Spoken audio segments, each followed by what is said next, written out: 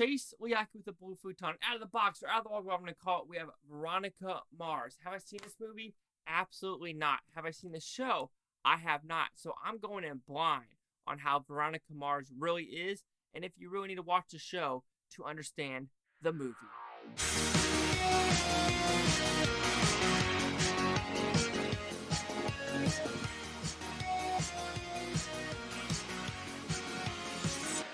So Veronica Mars, what's it about?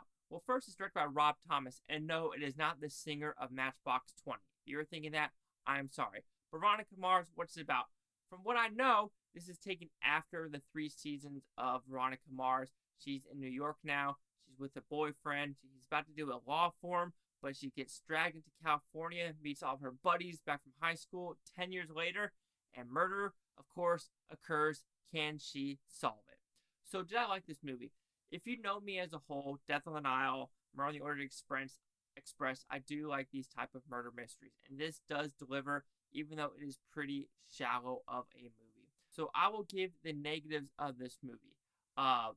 So like I said, it's a little bit shallow. I think the writing is a little bit weak, and the reason I say it's weak, there's this thing about what Kristen Bell's character is doing throughout the movie of, like, you know, she has to go to New York and see her boyfriend's parents, and then she kind of just ignores it to solve what's happening in California. But then what happens to that boyfriend, it's like 2 hours later, she's like, okay, I'm going to have sex with this guy. And you're just like, there's no sympathy at all. Like, you're not rooting for her at that point anymore, because a lot of characters in this movie, like, there's a scene where she's in a bar, and every dude in the bar is basically a fucking dick, and it's like, oh, fuck me, oh, fuck me, oh, fuck me. And it's like, our dudes, I mean, I've been to a bar many times, and maybe I just don't hang around that crowd, but I've never, had that personality persona, and I guess maybe other people have, but the way they treat some dudes in this movie, you're like, is that really real? Do dudes really do that? And they're pretty sick people. But then I also saw a video of a guy just walking up to a girl's room like, hey, I'm a male stripper, as a joke, and all the friends are like, take your shirt off. So it's like, girls have the same, what am I going to say, desires as well. But with the writing, I thought it was a little bit shallow.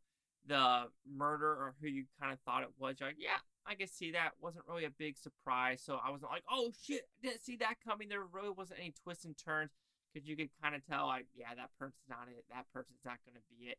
That person's too dumb. So it's got to be that one or that one.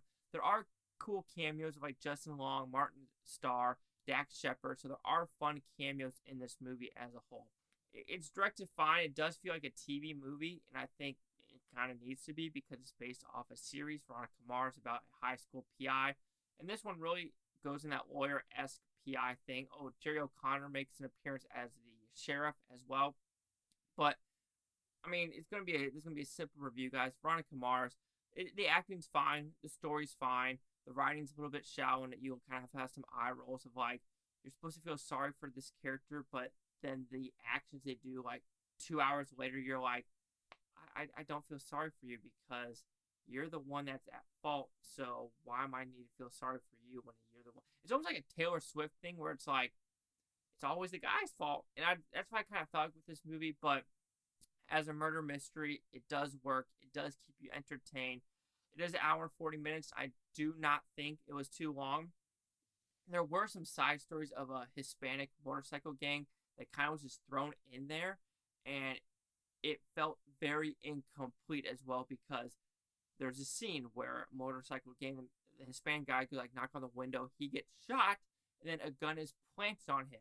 But apparently the person in the car is a very high-profile, like, politician's wife, and, it just kind of stops of him going back on a motorcycle after 3 years. So you're like, why is he back on a motorcycle when he has a wife and a kid? And what's with this politician's wife line? And it just kind of goes nowhere. You're just like, why put that in the story? Like, it felt like it was supposed to be an agenda, and it was like, get it out of here. But overall, Veronica Mars, it was fine. Nothing, spectacular. Nothing horrendous. So very vanilla. Veronica Mars will receive a 2.5 out of 5 with food tops equals that 50%. So see, the critics' news scores gave this one. To have critics a 79% with 136 of them. Audience score is 78 with over 25,000. Here's the critic consensus. It might be more entertaining to watch for die-hard fans of the show, but Veronica Mars offers enough sharp writing and solid performances to entertain viewers in the mood of a character-driven thriller. I mean, sure, I don't know anything about the character, so I just came in blind. It's a vanilla movie, in my opinion. So 50, 79, 78. Chase Leak with the Blue Futon. Like, comment, subscribe. Let me know what you think about the Futonian, you Blue Futonians. Thanks for watching. Have a great day. Peace and love. Peace and love. Have you ever watched any of the Veronica Mars TV show? Was it on WB? Was it on CBS? I'm pretty sure it was a WB or CW before it went to really shit shows, except Supernatural. Now Supernatural's gone. You have all these DC shit. It's shit. Let's be honest, guys. It's shit.